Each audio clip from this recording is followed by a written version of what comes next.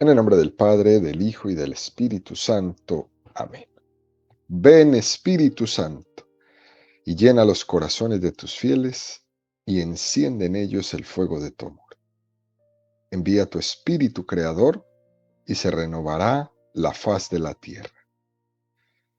Estamos estudiando el Catecismo de la Iglesia Católica, su tercera parte, la vida en Cristo. Primera sesión, la vocación del hombre, la vida en el Espíritu. Capítulo tercero, la salvación de Dios, la ley y la gracia. Artículo tercero, la Iglesia, madre y educadora. Entramos en el primer apartado de este artículo, donde el Catecismo va a dedicar 9 números, del 2032 al 2040, con el tema que tiene como título La vida moral y el magisterio de la Iglesia. El día de hoy vamos a profundizar en los números 2032 y 2033. Número 2032 del Catecismo de la Iglesia Católica dice: la Iglesia, columna y fundamento de la verdad, recibió de los apóstoles este solemne mandato de Cristo de anunciar la verdad que nos salva. Compete siempre y en todo lugar a la Iglesia proclamar los principios morales, incluso los referentes al orden social, así como dar su juicio sobre cualesquier asunto humano, en la medida en que lo exijan los derechos fundamentales de la persona humana o la salvación de las almas. Bueno, es un número muy profundo, muy hermoso este que nos presenta el Catecismo en esta mañana. Y fijémonos cómo la primera afirmación que hace resulta al hombre de hoy supremamente escandalosa. En la cultura relativista en la que vivimos, escuchar columna y fundamento de la verdad suena a escándalo. Pero bueno, ya lo dijo San Pablo en la primera de Timoteo 3:15. Pero si tardo, para que sepas cómo hay que portarse en la casa de Dios, que es la iglesia de Dios vivo, columna y fundamento de la verdad.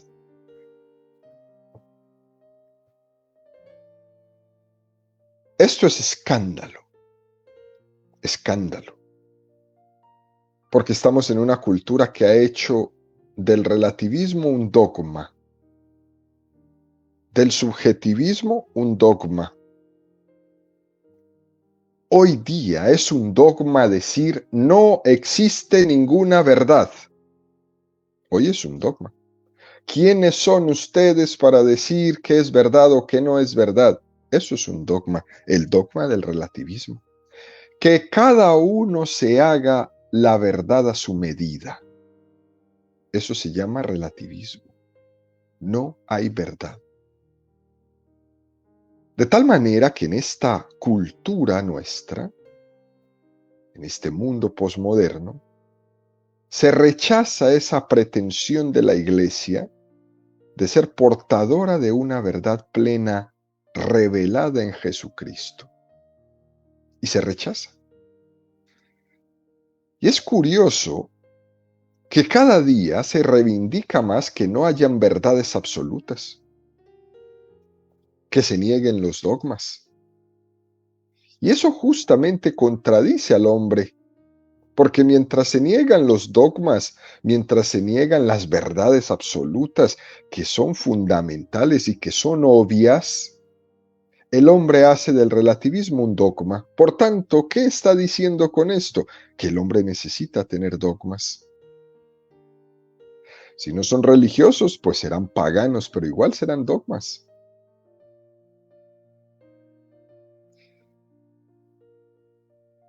Cuando el Papa Benedicto XVI fue elegido Papa, ese 19 de abril del año 2005, él en su primera homilía hizo esta denuncia. Estamos en la dictadura del relativismo.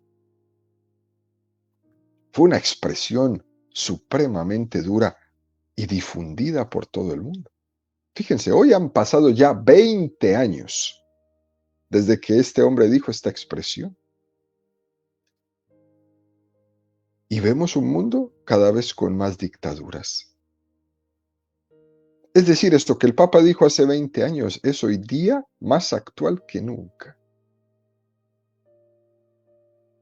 Hoy vemos la prepotencia, la imposición que se nos hacen a toda costa.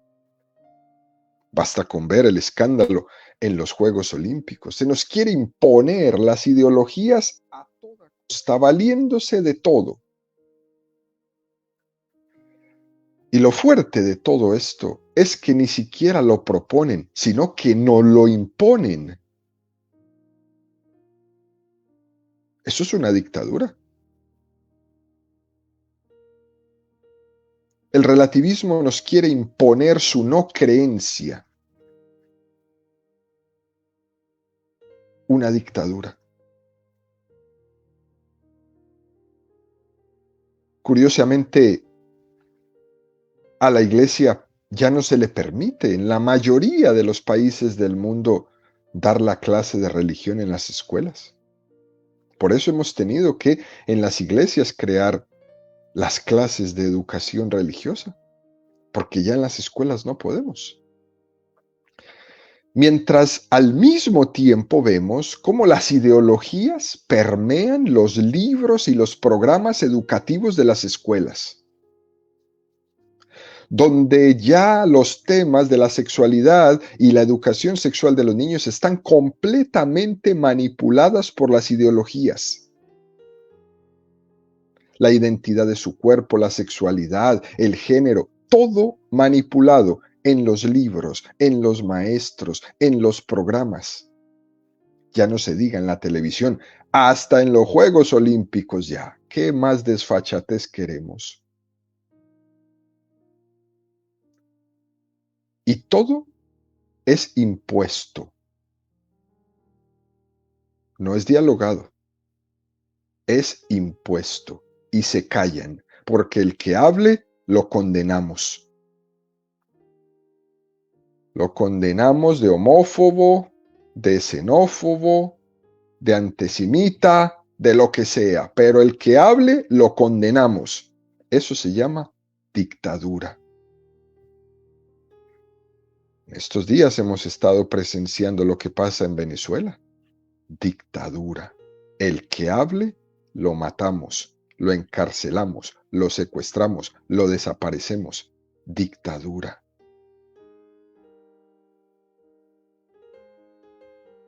Imagínense ustedes en medio de todo esto cuando la iglesia hace esta afirmación de boca de San Pablo. La iglesia es columna y fundamento de la verdad. Eso resulta escandaloso a la sensibilidad de esta cultura que su único dogma es el relativismo. Y esto es importante, queridos amigos, que le hagamos esta crítica a la cultura relativista, para que nosotros no nos avergoncemos ni nos escandalicemos de la palabra de Dios, ni tampoco de nuestra fe católica.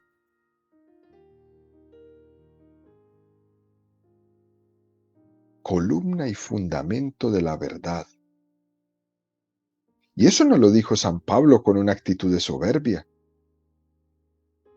sino que lo que estaba era afirmando que la iglesia es una de las misericordias de Cristo hacia nosotros. Haber fundado su iglesia, haberla dejado, haber enviado el Espíritu Santo para que la sostuviera y la santificara, es una misericordia de Dios hacia nosotros. Jesucristo comparte con nosotros su ser camino, su ser verdad y su ser vida.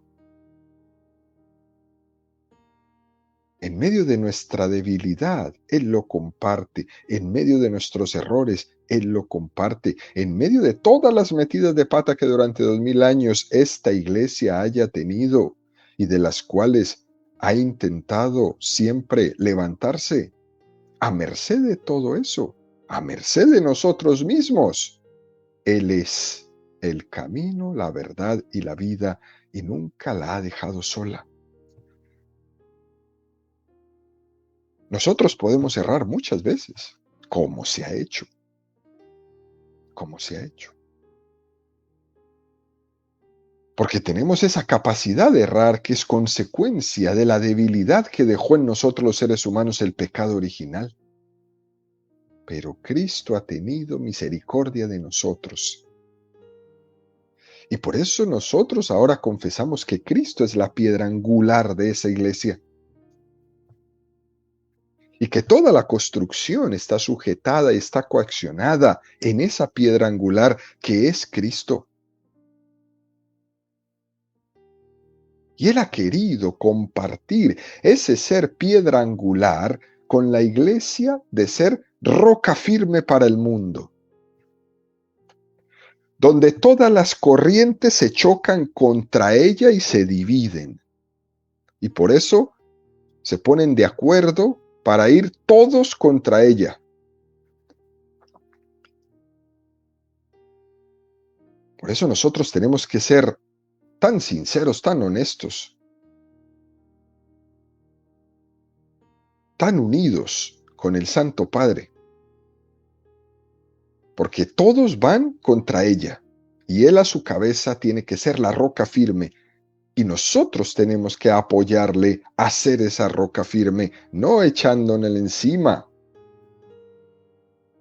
no despotricando en contra, sino siendo verdaderos discípulos en la fe católica.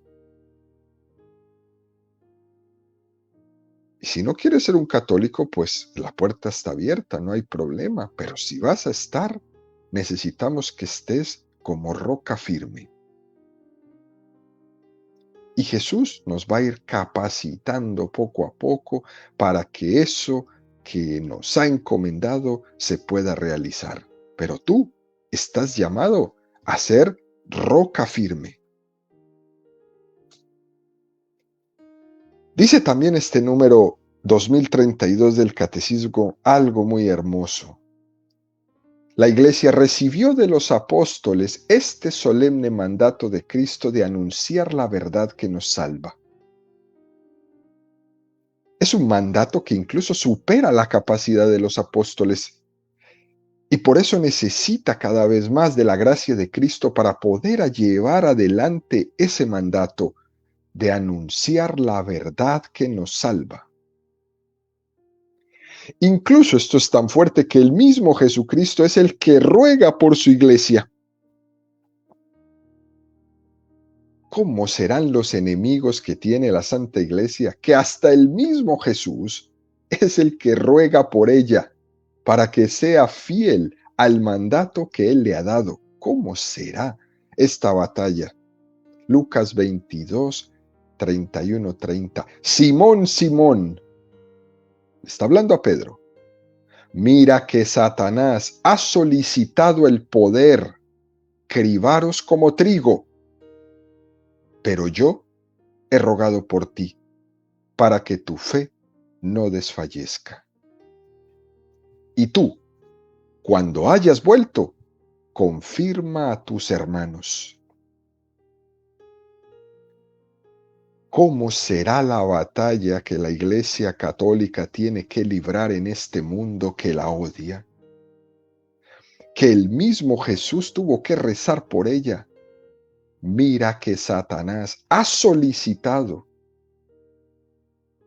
como diciendo Jesús, es que el demonio ya pidió permiso para destrozarlos.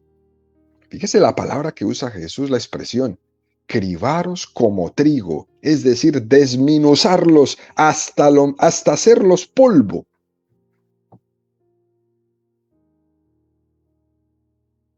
A nosotros es que nos va muy bien. Pero por eso la historia de esta hermosa iglesia es de mártires. Aquellos que han dado la vida y aquellos que son mártires en el silencio también, porque nos está el demonio cribando como el trigo. Esta expresión nunca se nos tiene que quitar. Cuando te sientas perseguido, no te preocupes, ya Jesús lo sabía. Mira que Satanás ha solicitado. el poder cribaros como trigo, pero yo he rogado por ti. Esa expresión me encanta. Saber nosotros en nuestra lucha de cada día, ahí en los salones de clase, con los niños, con los jóvenes, cuando están predicando en los grupos, cuando están evangelizando en las casas, pero yo he rogado por ti. Tenemos detrás de cada uno de nosotros es la oración de Jesús para que tu fe no desfallezca. Y cuando yo me doy cuenta que Jesús está rezando por mí, ¿quién puede abandonar esta iglesia, por Dios? ¿Quién? Y tú, cuando hayas vuelto, confirma a tus hermanos. Se lo dijo a Pedro, no se lo dijo al pastor tal o al pastor otro o al pastor, no, se lo dijo a Pedro, al Papa. Y tú, cuando hayas vuelto, confirma a tus hermanos. El demonio está luchando contra la iglesia. Él está luchando en contra de esa misión que Pedro ha recibido de transmitir la fe. Y todo el que se divide y todo el que se pone al lado es instrumento del demonio. Pero yo he rogado por ti. Y esa oración de Jesús es siempre eficaz. Y por eso, sin miedo y sin soberbia, los católicos podemos decir esto que nos enseñó San Pablo: la iglesia es columna y fundamento de la verdad y no tiene miedo. Porque tenemos garantizada la gracia de Cristo para poder llevar adelante esta tarea en medio de nuestra miseria, en medio de nuestros pecados, en medio de nuestras caídas. Efesios 4, 11, 14.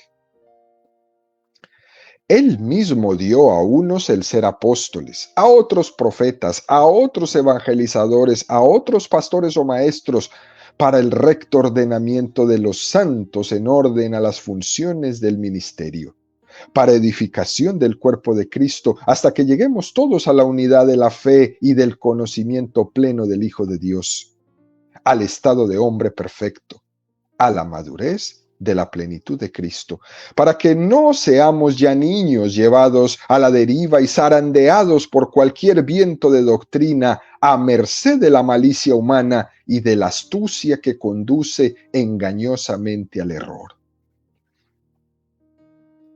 Hoy día de San Eusebio, gran combatiente en contra de las doctrinas del error, como fue durante tanto tiempo el arrianismo.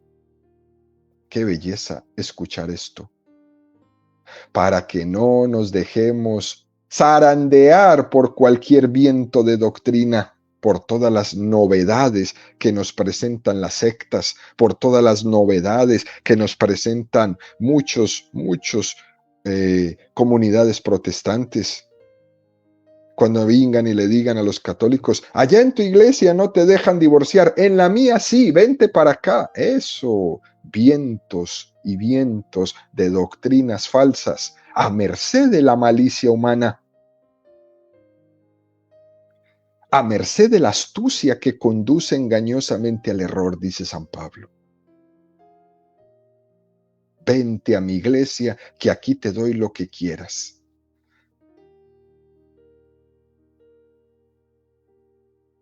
A merced de la malicia humana.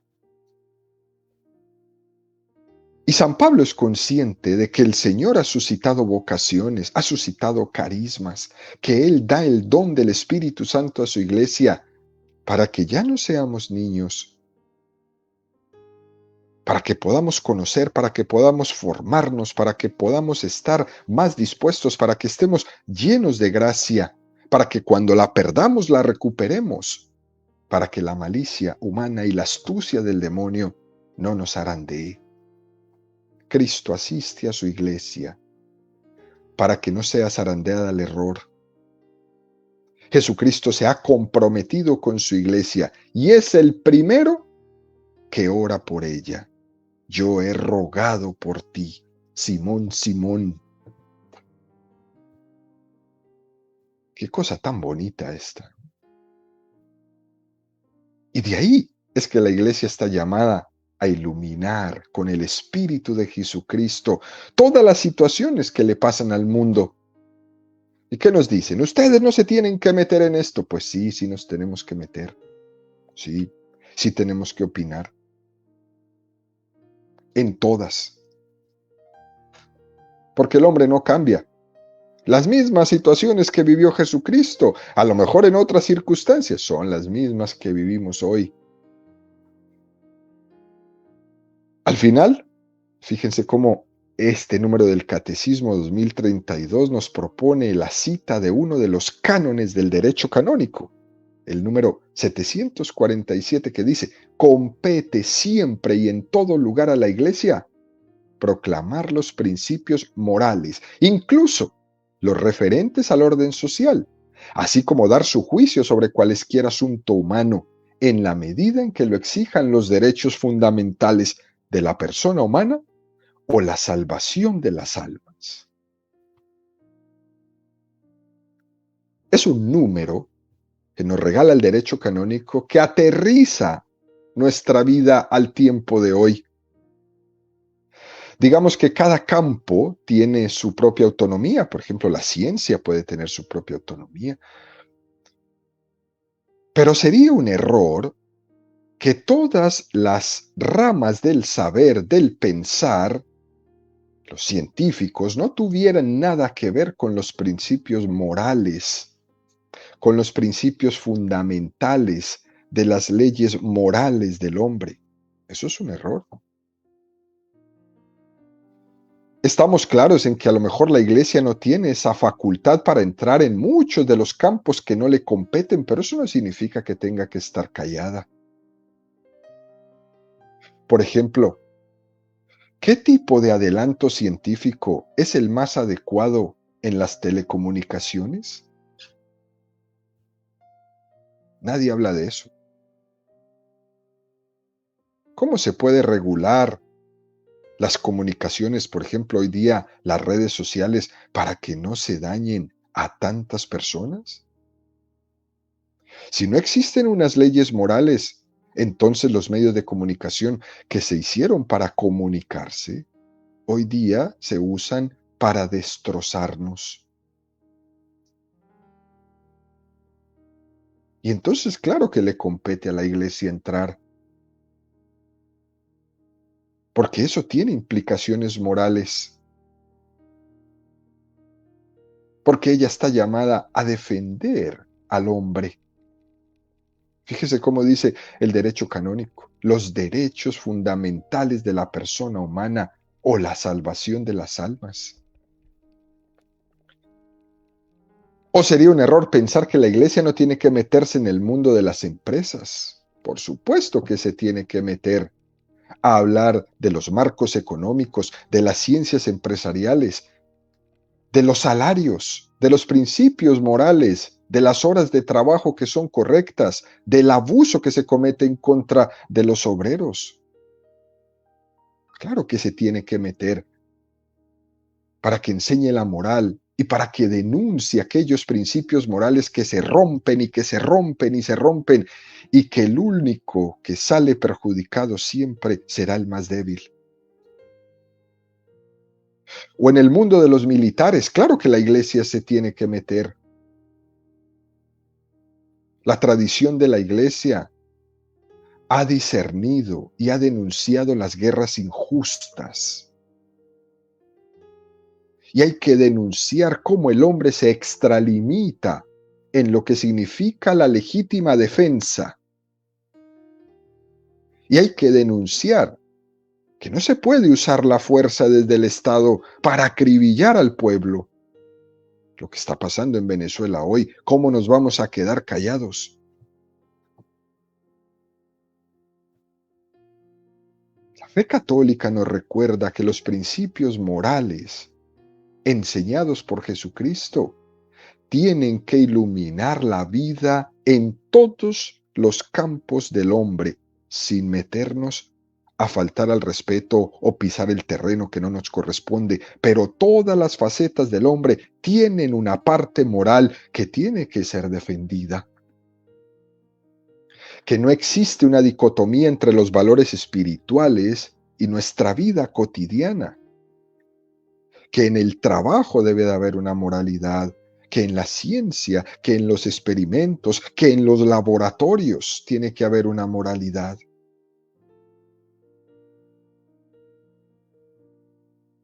Nuestra vida espiritual no está aparte de nuestra vida cotidiana. No son dos vidas, es una sola. Es una sola. Y esa sola vida tiene que estar iluminada siempre por el Espíritu Santo para vivir, invitar al hombre a vivir en una rectitud moral. De hecho, hoy día hay muchas sectas que están difundiendo en gran parte del mundo, se proliferan en gran parte del mundo porque manejan como una especie de principios espirituales sin ética y sin moral. Oiga bien, principios espirituales sin ética y sin moral. Hay ciertos intereses económicos ocultos que les pueden interesar que se difunda todo ese tipo de sectarismos donde la gente esté muy animada, donde la gente esté muy entusiasmada, donde la gente se sienta muy consolada, sin que eso tenga implicaciones morales de ninguna índole. Por ejemplo, como la destrucción de la familia. Claro. Hoy ya los anormales somos nosotros. La familia tradicional, papá, mamá, hijos, somos los anormales para estos. Y supuestamente el amor verdadero es la nueva propuesta de amor. Imagínense usted. Y nosotros somos ya los anormales. Y eso le resulta muy cómodo para muchos poderosos que dirigen varios hilos de la sociedad, porque eso vende mucho. Y por eso se globaliza. Ya no se diga la venta ilegal de las armas para ir a armar ejércitos que estén matando gente por todas partes. Dios mío. ¿Cómo no vamos a entrar a hablar que eso necesita tener unas regulaciones morales?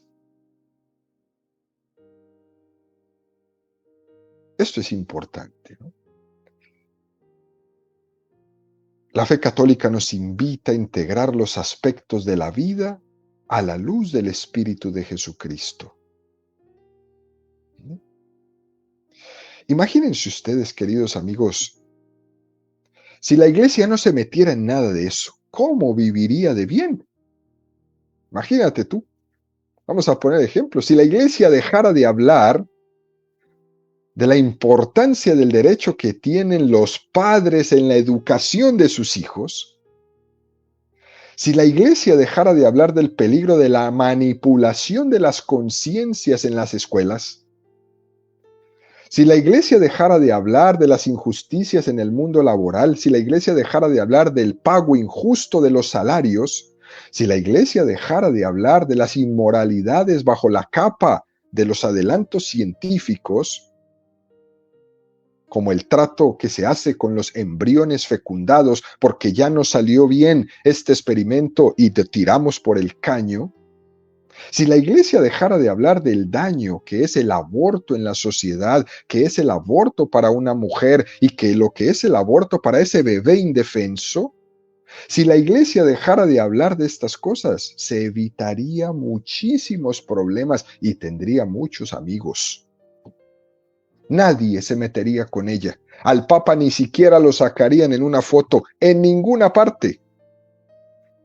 Si nos limitáramos solo a predicar una vivencia puramente espiritual del Evangelio, todos muy lindos, muy bonitos, con las manitos juntas, a hacer una oración de relajación, una oración personal, a decirle a cada uno lo que quiera escuchar, sin importar lo que esté haciendo, sin importarle el momento presente, ni siquiera las consecuencias que eso va a tener hacia el futuro.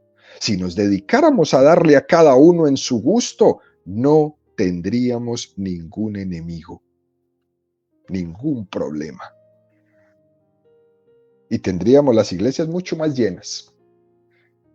Se evitaría la iglesia muchos líos. No tendría más persecución. No matarían ya a sus sacerdotes, a sus obispos. Menos los meterían a la cárcel. Menos mandarían gente pagada a perseguir a los curas, a enamorarlos para que dejen el sacerdocio. No se les tenderían las trampas que se les tiran en las parroquias. Sería todo más fácil. Pero habría un problema. Estaríamos traicionando a Jesucristo. Y por eso, entonces no nos callamos. Compete siempre y en todo lugar a la iglesia proclamar los principios morales. Porque si ella no lo hace, dime tú, ¿quién lo va a hacer? La iglesia no se meterá en lo que no le compete. Eso sí, ténganlo por seguro. Pero donde se va a meter es en todo lo que tenga que ver con la defensa del ser humano, en sus principios fundamentales y todo lo que tenga que ver en su salvación. Y si algo le está impidiendo al hombre que se salve, ahí hay que anunciarlo y denunciarlo.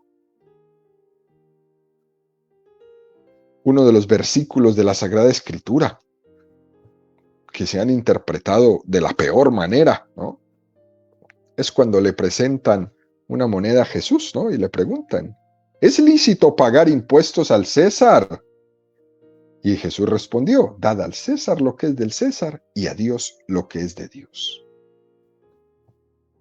Muchos han intentado interpretar esa palabra de Jesús como diciendo, no mezclemos las cosas de Dios con la construcción diaria de la sociedad. No, eso es mentira, eso es un error. Como si fueran dos campos absolutamente incomunicados. Eso es un error, eso está equivocada esa interpretación. Y la prueba es que la iglesia ha dicho que es inmoral que alguien no pague los impuestos al Estado civil, por ejemplo. Aquí, tú tienes que hacer tus taxes. Esa es la prueba. Eso es lo que te corresponde. Dad al César lo que es del César y a Dios lo que es de Dios. La ciencia también es un campo del hombre. Y por eso la iglesia se tiene que meter a defender desde la bioética toda esa dimensión moral que tiene que tener la ciencia, porque forma parte de su misión. Cristo se la ha puesto en sus manos. Y esto le atrae muchos problemas, ¿no? Por ejemplo, la iluminación moral de la iglesia en los avances científicos. Este es un tema súper delicado, ¿no? Porque la ciencia tiene su autonomía. Y la iglesia tiene que respetarle a la ciencia su autonomía. Pero es un error muy grande pensar que puede existir una ciencia sin conciencia. Porque la ciencia sin conciencia se vuelve en contra del hombre. El principio de todo lo que es posible ha de realizarse. Si científicamente es posible y que no podemos poner ningún límite a la ciencia, eso es un principio falso. Es un principio falso. Hay muchas cosas que son factibles científicamente, pero son destructivas para el hombre. Y hay que ponerle un tope moral a eso. Es científicamente posible la construcción y el uso de una bomba de hidrógeno. Ya lo hemos visto. Y se podría calificar de un gran avance científico, pero moralmente es un grave error, es un terrible avance. ¿Por qué?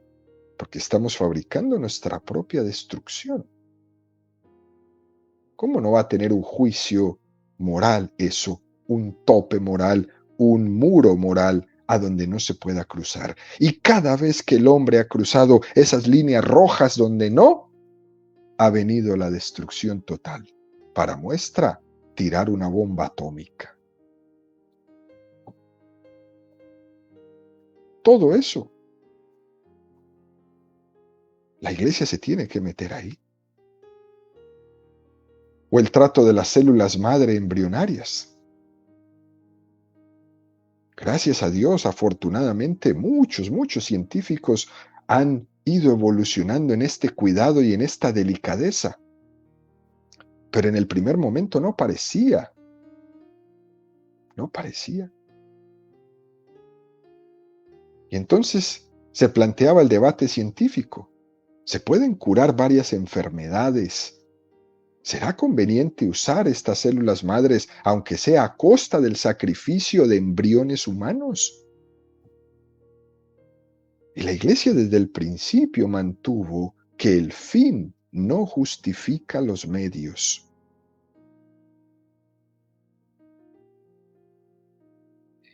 El fin no justifica los medios.